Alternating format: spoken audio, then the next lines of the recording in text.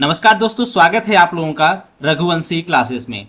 दोस्तों इस क्लास में हम लोग देखेंगे BSNL JTO LICE JE to JTO internal exam का 2016 का पेपर। जैसा कि दोस्तों आप लोगों ने लास्ट क्लास में मेरे टेक्निकल पार्ट को देखा था, इस पार्ट में दोस्तों हम लोग देखेंगे जनरल स्टडीज या फिर आप कह सकते हैं नॉन टेक पार्ट को देखेंगे, जो पार्ट ए के नाम से यहाँ पे आपको देखने को मिलेगा। दोस्तों मैंने पीछे भी आप लोगों को डिटेल में बताया था कि जो पार्ट ए सेक्शन होता है इसमें दोस्तों टोटल 50 क्वेश्चन इससे पूछे जाते हैं। हर एक क्वेश्चन एक एक मार्क्स का होता है, मतलब 50 मार्क्स का यहाँ से क्वेश्चंस पूछे जाते हैं पार्ट ए में। इस 50 मार्क्स को भी देखें तो यहाँ से लगभग 25 मार्क्स का दोस्तों क्या पूछा जाता है, इंग्लिश पूछा जाता है। 25 मार्क्स का इंग्लिश पूछा जाता है, बाकी 25 मार्क्स से जीके, जीएस और करंट अफेयर्स ये सारी चीजें पूछे जाती है इस 25 मार्क्स से। अगर दोस्तों आप जनरल कैंडिडेट हैं तो आपको इसमें 30% मार्क्स लाना पड़ेगा। 30% मार्क अगर आप जनरल और ओबीसी कैंडिडेट हैं तो आपको इस सेक्शन को क्वालिफाई करने के लिए 30% मार्क्स लाना पड़ेगा। और अगर आप एससी या एसटी कैंडिडेट हैं तो इस सेक्शन को क्वालिफाई करने के लिए आपको 23% मार्क्स लाना पड़ता है एससी और एसटी के लिए। मैंने पीछे भी आप लोगों को बताया था बीएसएनएल जेटीओ लाइस में सेक्शनल कट ऑफ होता है, मतलब हर एक पार्ट को आपको क्वालिफाई करना होता है। तो चलिए दोस्तों आगे का जो क्लास है जनरल इंग्लिश और जनरल स्टडीज का जो क्वेश्चन 2016 में पूछा गया था उसके बारे में हम लोग डिटेल से देख लेते हैं, उसका एक्सप्लेनेशन भी देख लेते हैं। तो चलिए शुरू करते हैं इंग्लिश का पोर्शन। तो आइए देखते हैं सबसे पहले अपना पहला क्वेश्चन जो कि आपके 2016 के एग्जामिनेशन में पूछा गया था। हमारा पहला क्वेश्चन है, choose the word which is opposite in meaning to the given word pertinent. Pertinent की मीनिंग क्या होती है? रिलेवेंट। जो रिलेवेंट हो, जो सेंसफुल हो, ठीक है, नॉनसेंसिकल ना हो। तो इसमें से आपको आंसर सीधे सीधे यहाँ पे दिया हुआ है, बट इसका आंसर होगा ऑप्शन डी, इररिलेवेंट। ठीक है, तो ये पर्टिनेंट क्या है? देखिए रिलेवेंट भी यहाँ पे लिखा हुआ आ सकता था, लेकिन क्वेश्चन बहुत इजी हो जाता, फिर आप इजिली गेस कर ले जाते कि रिलेवेंट होगा। ठीक है, लेकिन पर्टिनेंट लिख के इसने फंसाने की कोशिश की है। तो पर्टिनेंट मींस रिलेवेंट होता है और पर्टिनेंट का ऑपोजिट क्या होगा? इररिलेवेंट। चलिए मूव करते हैं नेक्स्ट क्वेश्चन पे। हमारा नेक्स्ट क्वेश्चन है, choose the word which is opposite in the meaning to the given word frugal. Frugal बोलते हैं माइजर को, कंजूस को। तो इसका जो अपोजिट होगा, इसका जो एंटोनिम होगा वो होगा एक्स्ट्रावेगेंट। एक्स्ट्रावेगेंट बोलते हैं उसको जो ज्यादा खर्चीला होता है। तो हमारा आंसर क्या होगा यहाँ पे? बी। ठीक है, एक्स्ट्रावेगेंट, फ्रूगल एंड एक्स्ट्रावेगेंट। चलिए बढ़ते हैं तीसरे क्वेश्चन की तरफ। Choose the word which is opposite in the meaning to the given word. देखिए एक ही जैसे क्वेश्चन पूछे हैं, अपोजिट अपोजिट से कितने सारे आपके 4-5 क्वेश्चन पूछ लिए हैं। अगर आप थोड़ा सा भी अगर पढ़ते हैं बुक्स वगैरह तो आपको समझ में आएगा। और ये एंटोनिम सिनोनिम ये आपको थोड़ा ध्यान देना होगा, क्योंकि इतना इजी नहीं देगा।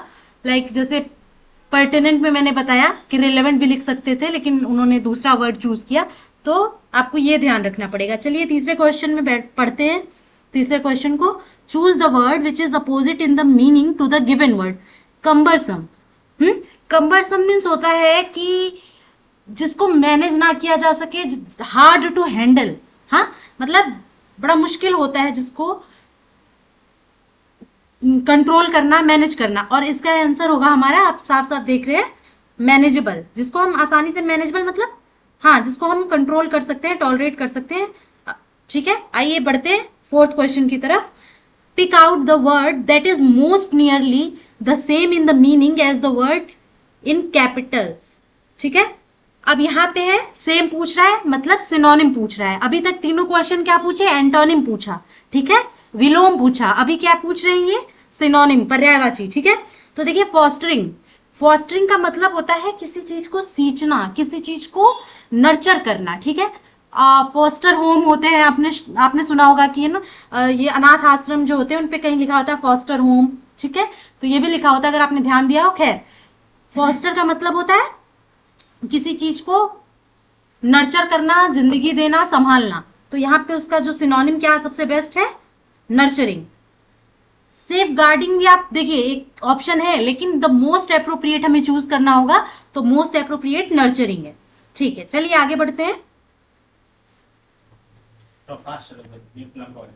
टिक out the word that is most nearly the same in the meaning as the word capital in capitals. ठीक है, प्रोपेल।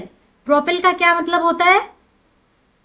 प्रोपेल मतलब किस चीज ने आपको ये करने के लिए उत्साहित किया, या किस चीज ने आपको ये करने के लिए मजबूर किया या मोटिवेशन दिया। तो प्रोपेल का मतलब होगा ड्राइव। ड्राइव मतलब कि मेरी इंटरनल ड्राइव थी कि मैं कुछ बड़ा करूं। ठीक है, तो प्रोपेल का मतलब I was propel to do it, मतलब मैं चाहता था कि मैं करूं, मेरे अंदर मोटिवेशन थी। चलिए आगे बढ़ते हैं।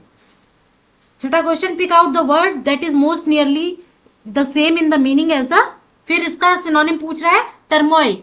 टर्मोइल का मतलब होता है, देखिए टर्मोइल मतलब बर्बादी, खींचातानी, स्ट्रेस। तो केओस बोलते हैं इसको। आप बहुत से लोग गलत प्रोनाउंस करते हैं, चेओस बोल देंगे, लेकिन केओस बोलते हैं। ठीक है, CHAOS। चलिए आगे बढ़ते हैं अपने सातवें क्वेश्चन की तरफ। देखिए ये सातवां जो क्वेश्चन है, इसमें एक सेंटेंस के 4 पार्ट दिए हैं, उसको अरेंज करना है। ठीक है, तो पार्ट शुरू हो रहा है आपका कहां से? Even when /are well informed people engage in conversation, their conversation may be dull। ठीक है, तो ये PQRS 4 पार्ट है। अब इसको जो सबसे करेक्ट फ्रेम जो हो सके, मतलब देखिए पढ़ने में जो सबसे सही लगे, हाँ सीक्वेंस उसका, वो आप उसको टिक करेंगे। तो इसका सीक्वेंस क्या है? देखिए T पहले, ठीक है, RQS। इसको आप जब लाइन से लिखेंगे तो ये कंप्लीट सेंस देगा और सीक्वेंस में रहेगा। ठीक है, इसका आंसर होगा B। चलिए बढ़ते हैं आगे 8th क्वेश्चन पे। सेम क्वेश्चन है, देखिए अरेंज, सीक्वेंसिंग का, अरेंज करने का। तो आपको सेंटेंस फ्रेमिंग आनी चाहिए। 8th क्वेश्चन में भी यही है। देखिए इसके 4 पार्ट हैं, अगेन PQRS। ठीक है, और ये स्टार्ट होता है is to convince your reader the aim of an argumentative essay you have taken on subject is right that the position। तो इसका जो आप सिक्वेंशियल जो ऑर्डर देखेंगे वो कौन सा होगा? आंसर D होगा, QPSR। ठीक है, इसको जब आप अलाइन करेंगे तो ये कंप्लीट सेंस देगा। सेम है आपका 9th क्वेश्चन। ठीक है, इसमें देखिए अगेन 4 पार्ट दिए हुए हैं। The conspiracy got wind of the government against the Kings life. ठीक है, अगेन इसका आंसर क्या होगा? RQPS। इसको अरेंज करिए, पहले R वाला पोर्शन लिखेंगे आप, फिर Q वाला लिखेंगे, फिर P वाला, फिर S वाला। तो आप देखेंगे कि आपको ये कंप्लीट सेंस दे रहा है, आपको कुछ भी आधा अधूरा नहीं लग रहा है। जो चीज जहां होनी चाहिए वहां पे फ्रेम है। बढ़ते हैं हम अपने 10th क्वेश्चन की तरफ। Select one word which is closest in meaning to the statement in the question. One who is all powerful, omnipotent बोलते हैं। ठीक है, ओमनी पोटेंट मतलब पोटेंट से आप समझ रहे हैं, आप इसमें गेस वर्क भी कर सकते हैं, जिसके अंदर पोटेंशियल हो। ठीक है, वही पावरफुल है, तो ओमनी पोटेंट। कहीं कहीं गेस वर्क भी चलता है, बट हमें गेस वर्क नहीं करना है, हमें सॉलिड तैयारी करनी है। चलिए आगे बढ़ते हैं 11th क्वेश्चन पे। Select one word which is closest in the meaning to the statement in the question to free somebody from all blame. तो एक्सोनरेट। ठीक है, एक्सोनरेट होता है मतलब किसी को सारे दोषों से मुक्त कर देना। ठीक है, चलिए आगे बढ़ते हैं। अब ये हमारा था D, एक्सोनरेट। अब 12th क्वेश्चन है, select one word which is closest. Again देखिए ये, इसको हिंदी में हम लोग क्या बोलते हैं, याद है? हिंदी में से बोलते हैं हम अनेक शब्द के लिए एक शब्द। ज्यादा कहने से अच्छा है एक वर्ड में हम उस चीज को बोल दें। तो इस क्वेश्चन सीरीज का आपको अगर PDF चाहिए तो आप हमारा टेलीग्राम चैनल जरूर ज्वाइन करें। और अगर आप इस चैनल पर नए हैं तो इस चैनल को लाइक और सब्सक्राइब कर दें और बेल आइकन दबा दें, ताकि जब भी कोई न्यू वीडियो आए तो आपको नोटिफिकेशन मिल सके। चलिए आगे बढ़ते हैं अपने 12th क्वेश्चन पे। One who is indifferent to all pleasure and pain। Stoic, stoic eyes. ठीक है, स्टोइक मतलब होता है कि बहुत, अगर गांव की भाषा में बोले तो भंड हो जाना। ठीक है, मतलब फर्क ही नहीं पड़ता है, कोई हंस रहा है कोई रो रहा है, मैंने अध्यात्म को पा लिया है, मैंने उस परम सत्य को जान लिया है। किसी किसी आपने बहुत जो बहुत पहुंचे हुए फकीर लोग होते हैं, साधु संत होते हैं, उनकी आंखें देखिए, ऐसा लगता है कि हमेशा कुछ उन्होंने नशा किया है, बट वो नशा नहीं होता है, वो स्टोइकिज्म होता है, वो उनकी आंखें स्टोइक हो गई होती है, उनकी पर्सनैलिटी जो होती है वो इंडिफरेंट हो गई होती है, प्लेजर और पेन से उन्हें फर्क नहीं पड़ता। ठीक है, तो इसका आंसर क्या होगा? स्टोइक। आइए 13 क्वेश्चन पे चलते हैं। Find out the correct spelled word from the choices given. अब देखिए इसमें क्या है, इसमें आपकी स्पेलिंग का आता है कि आपकी स्पेलिंग कितनी स्ट्रांग है। तो इसके लिए क्या है, आपको किताबें पढ़ते रहना चाहिए। देखिए इसमें कहीं से कुछ बाहर से नहीं आ रहा है, जितने अच्छे आप रीडर होंगे उतना अच्छा आपका ये पोर्शन होगा। ठीक है, तो ऐसे ही कहानी की किताबें पढ़ते रहिए, उससे भी बहुत फायदा होगा आपको। चलिए तो देखिए पहला ओबीडियंट, ये तो देखने से ही गलत लग रहा है, अगर आप रीडर हैं तो आपको समझ में आ जाएगा कि बिल्कुल गलत है। सी वाला भी आपको गलत ही लगेगा, डी वाला भी गलत ही लगेगा। ठीक है, क्योंकि हमारी आंखों के सामने से वो वर्ड गुजरा है, भले हमने उतने ध्यान से नहीं देखा है। सबसे अप्रोप्रिएट हमें क्या लग रहा है यहाँ पे? बी, ओबीडियंट का। जब एप्लीकेशन लिखते थे तो लास्ट में क्या लिखते थे? Your obedient. ठीक है, तो चलिए बचपन याद कर लीजिए। चलिए बढ़ते हैं 14 क्वेश्चन की तरफ। Find out the correct spelled word from the choices given. Foreign, हाँ देखिए फॉरेन की स्पेलिंग में बहुत से लोग कंफ्यूज होते हैं। ठीक है, देखिए फॉरेन लिखा हुआ है, फराइन लिखा हुआ है, फिर फॉरेन लिखा हुआ है। अब इसमें से सीधे सीधे आपने अगर थोड़ा बहुत न्यूज़पेपर देखा हो, न्यूज देखा हो, तो आप समझ जाएंगे कि ए वाला आंसर हमारा सही है। अगर ये ऑप्शन नहीं भी दिया होता तो आप आसानी से लगा लेते, टिक कर लेते। चलिए आगे बढ़ते हैं क्वेश्चन नंबर 15 पे। Find out the correct spelled word, फिर वही सेम चीज। अब ओमिनस, ठीक है, अब देखिए इसका पहले में क्या डबल एम लगा दिया, ओमिनियस तो कोई वर्ड ही नहीं होता है। ये देखिए सी थोड़ा कंफ्यूजिंग है, ओमिनियस, बट ओमिनस होता है। तो यहाँ पे ई लगा के ऑप्शन सी और डी में लगा के इन्होंने गड़बड़ किया है। तो अगर आप थोड़ा सा भी ध्यान देते हैं पढ़ते लिखते टाइम, तो आपको समझ में आ जाएगा कि ऑप्शन बी हमारा करेक्ट है। इस क्वेश्चन पेपर को सॉल्व कराने के बाद हम लोग डिटेल में क्लासेस करेंगे इन सारी चीजों की, तो आप बस बने रहिए इस चैनल के साथ। चलिए 16वां क्वेश्चन देखते हैं, 16th।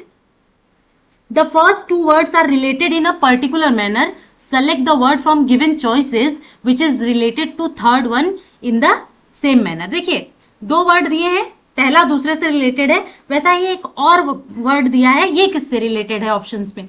तो देखिए ग्रेन, तो आगे लिखा है सॉल्ट। ग्रेन क्या करते हैं? ग्रेन मतलब, ठीक है,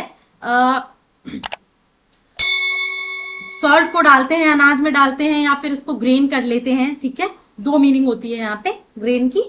ठीक है, वैसे ठीक उसी तरह ब्लेड से हम क्या करते हैं? ब्लेड से हम क्या करते हैं? घास को काटते हैं, या ब्लेड किससे रिलेटेड है? घास से। ठीक है, तो यहाँ पे थोड़ा कंफ्यूजन है, क्योंकि इस क्वेश्चन को रहने दीजिए आप, इसका सही आंसर नहीं लग रहा है यहाँ पे, तो हम इसको बाद में देखेंगे। चलिए बढ़ते हैं अपने 17th क्वेश्चन की तरफ। The first two words are related in a particular manner, same चीज वही है जो ऊपर क्वेश्चन पूछा गया, वही सेम। देखिए जब आपको पेन होता है तो आपको क्या दिया जाता है? आपने देखा होगा, पेन, सिडेटिव, ग्रीफ, क्या? देखिए जब आपको दर्द होता है तो डॉक्टर्स क्या देते हैं? ऐसी दवा देते हैं जिससे आपको नींद आए। सिडेटिव मतलब थोड़े से आप बेहोश टाइप के हो जाए, आपको नींद आने लगे, सिडेटिव। ठीक है, उसी तरीके से जब आपको दुख होता है तो आपको क्या दिया जाता है? जब आप दुखी होते हैं तो आपको कंसोल किया जाता है, कंसोलेशन प्राइज दिया जाता है। मान लीजिए कोई बच्चा हार गया तो उसे क्या दिया जाता है? कंसोलेशन, की तुम खुश रहो। ठीक है, रो गाओ मत, लो खुश रहो। चलिए आगे बढ़ते हैं हम।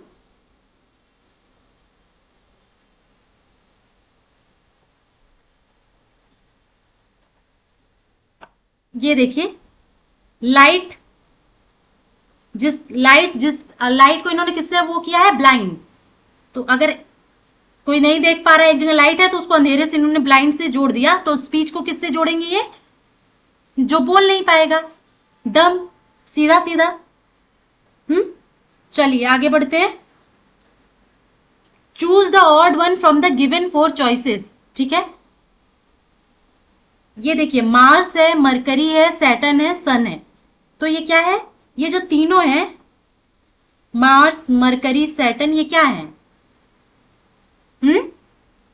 ये हमारे है प्लेनेट। और हमारा सन क्या है?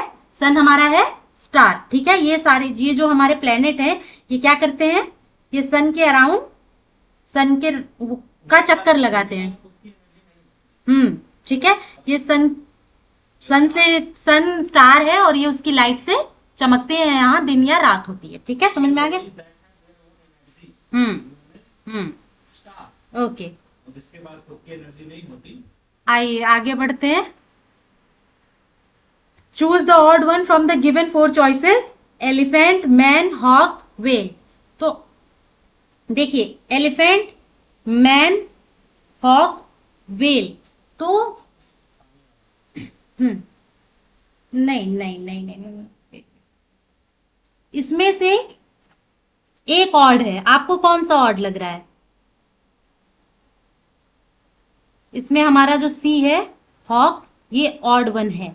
चलिए बढ़ते हैं नेक्स्ट क्वेश्चन पे। Choose the odd one from given 4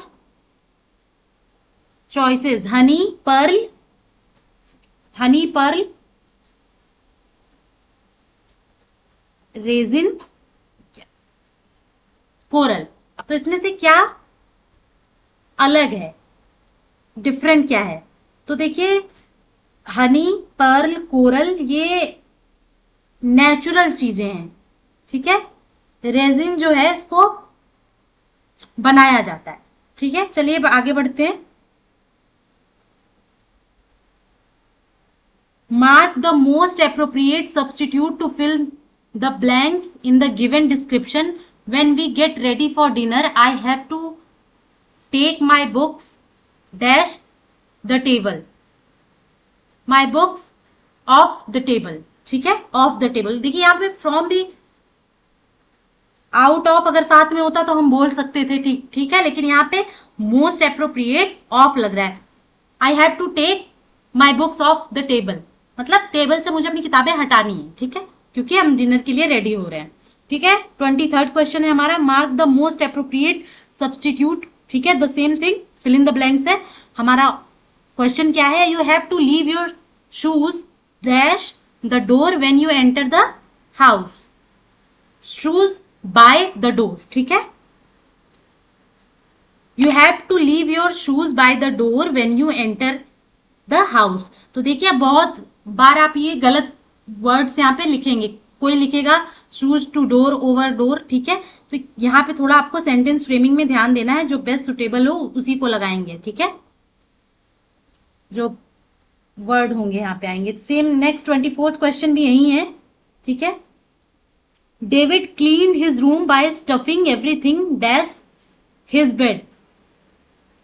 अब देखिए, इन बेड नहीं होता है, ऑन बेड तो होगा नहीं, अलोंग बेड होगा नहीं, बेड है उसके अंदर ही भरेगा वो सामान को। तो he David clean his room by stuffing everything under his bed. Under मतलब वही कि वो जो आजकल जैसे बेड आते हैं उसके अंदर सामान रखते हैं। तो मोस्ट अप्रोप्रिएट यही है ऑप्शन हमारा। चलिए बढ़ते हैं अपने 25th क्वेश्चन की तरफ। एक्टिव पैसिव है ये पूरा। तो आपने अगर एक्टिव पैसिव पढ़ लिया तो ये 3-4 क्वेश्चन आप इजिली सॉल्व कर ले जाएंगे। ठीक है, तो पहला है हमारा question, change the direct narration to indirect narration. मतलब एक सेंटेंस दिया हुआ, इसको इनडायरेक्ट वे में चेंज करिए। If you don't keep quiet I shall shoot you, inverted comma close, he said to her in a calm voice. ठीक है, तो ऑप्शन क्या होगा? हमें इनडायरेक्ट में यूज करना है। तो इनडायरेक्ट हम क्या लिखेंगे? ही वॉन्ड हर कामली,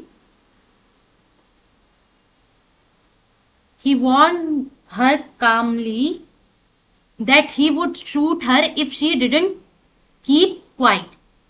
अब ये क्यों ऐसा हुआ, इसके पीछे क्या रीजन है, कौन सा रूल लगता है इसमें, ये तो हम तब डिस्कस करेंगे जब हम एक्टिव पैसिव, क्योंकि अभी मैं बताऊंगी आपको तो समझ में आएगा नहीं आपके। इसके लिए थोड़ा सा इसके डीप में जाना पड़ेगा, बेसिक्स में जाना पड़ेगा। ठीक है, अभी हम सिर्फ क्वेश्चंस देख रहे हैं thoroughly.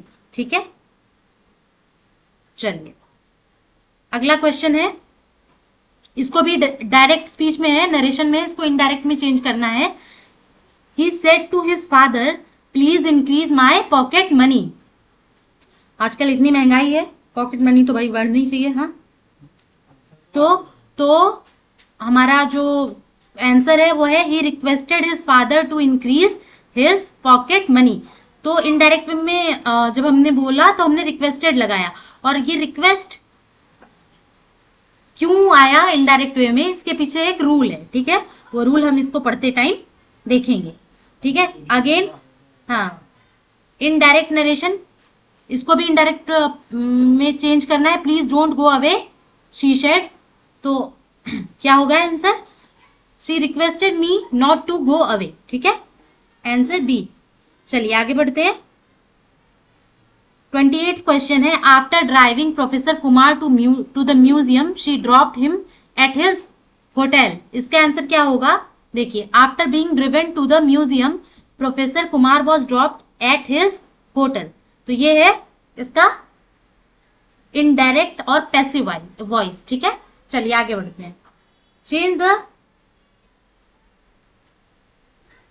Change the following sentence into passive voice. Who is creating this mess, ठीक है, इसका आंसर पैसिव में अगर हम बोलेंगे किसी को तो ये होगा by whom is this mess being created, ठीक है। चलिए अगले क्वेश्चन पे चलते हैं। दे greet me cheerfully every morning, इसको आपको पैसिव में लिखना है, ये एक्टिव है, डायरेक्ट है, ठीक है। अब इसको पैसिव में लिखना है, तो I am greeted cheerfully by them every morning. Direct चीज को इनडायरेक्ट वे में कहना है। इसको देखिए कितने सिंपल वर्ड में कहा गया है, they greet me cheerfully every morning. अब इसको पैसे बनाना है, तो I am greeted cheerfully by them every morning, ठीक है। ICC World Cup 2016 was scheduled to be held in which, ये उस टाइम पे करंट अफेयर का क्वेश्चन था, तो आपको अप टू डेट रखना पड़ेगा अपने आप को 2022 के करंट अफेयर से, ठीक है। तो उस टाइम ये हेल्ड हुआ था कहां पे, अपने भारत में, अपने इंडिया में, ठीक है। देखिए, plaster of Paris is made from, तो जिप्सम, ठीक है, वो हाथ पे जो चढ़ता है प्लास्टर, ठीक है, उसमें भी जिप्सम यूज होता है। घर का ये जो रहता है पेंटिंग ऊपर का जो, हाँ, तो पीओपी उसमें भी यूज होता है। Which among the following planet is smaller in size than the earth, तो इनमें से कौन सा अर्थ के साइज से छोटा है, तो अपना वीनस हो गया। वीनस मतलब शुक्र सबसे ज्यादा हॉट प्लेनेट है। Who is the founder of art of living concept, आपको बहुत इजीली पता होगा, न्यूज से अगर थोड़ा सा भी आप जुड़े हैं, श्री रविशंकर, ठीक है। Deficiency of which vitamin causes night blindness, vitamin A, हाँ पता है हम सबको, रतौंधी हो जाती है। चलिए आगे बढ़ते हैं। विच of the following is the longest river in the world, Nile बोले तो नील, हिंदी में बोलते हैं हम सब लोग नील, ठीक है, ये लॉन्गेस्ट रिवर है। अगर पूछे कि वर्ल्ड का कौन सा रिवर ऐसा है जिसका वॉल्यूम बहुत ज्यादा है, तो अपनी अमेजोन होगी, ठीक है, ठीक है। The world's highest rail bridge is being constructed in the state of J&K on which of the following rivers. Highest rail bridge तो किस रिवर पे बन रही है, अपने चिनाब पे बन रही है, ठीक है। चलिए, she was the first women prime minister of the world, ये भंडार नायके हैं, श्री मां वो भंडार नायके, ये वर्ल्ड की फर्स्ट एक्चुअली प्राइम मिनिस्टर थी, ये श्रीलंका की थी, ठीक है। देश बंधु इज द टाइटल ऑफ किसका, हम बोलते थे CR दास को, चितरंजन दास को बोलते थे देश बंधु, ठीक है। If a person wants to enroll for the Pradhan Mantri Suraksha Bima Yojana, his her age must be between, ठीक है, आपको तभी मिलेगा जब आपकी एज होगी 18 से 70 साल के बीच में, ठीक है, मतलब आपकी एज इतनी होनी चाहिए, ना इससे कम ना इससे ज्यादा। Who among the following on 13 January 2015 took charge as the first vice chairman of the newly created NITI Aayog, ठीक है, अरविंद पनगड़िया, हम लोग को पता है।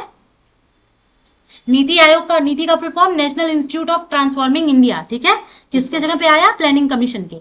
चलिए, nation wide mobile number portability became operational from, तो कब से ऑपरेशनल हुआ है? 3 जुलाई 2015 से।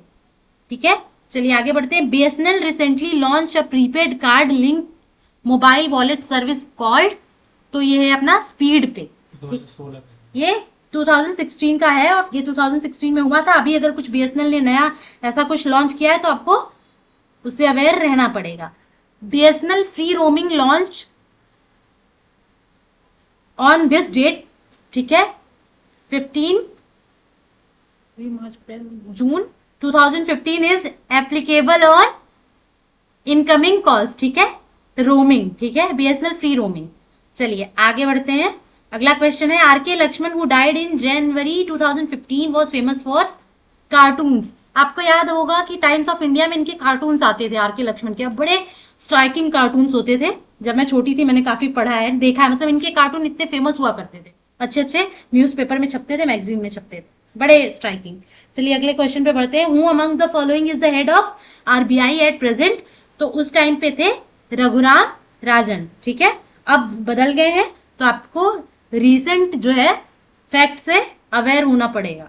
चलिए, which scheme was recently launch by union minister of urban development for 12 cities to preserve the rich heritage of the country, तो हृदय, ठीक है, ये क्या करने के लिए?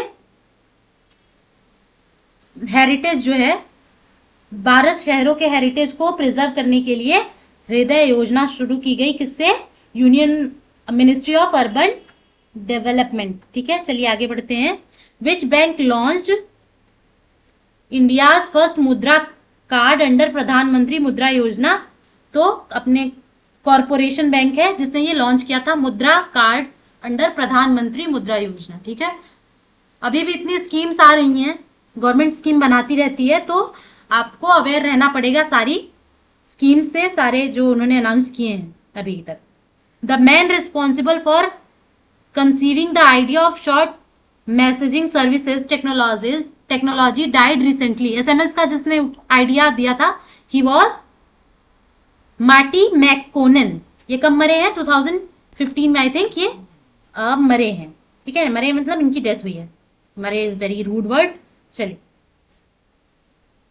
which space body has won the 2015 space pioneer award for science and engineering, तो अपना इसरो, ठीक है, इंडियन स्पेस रिसर्च ऑर्गेनाइजेशन, तो इसने क्या स्पेस अवार्ड जीता है, ठीक है, अपने इसरो ने।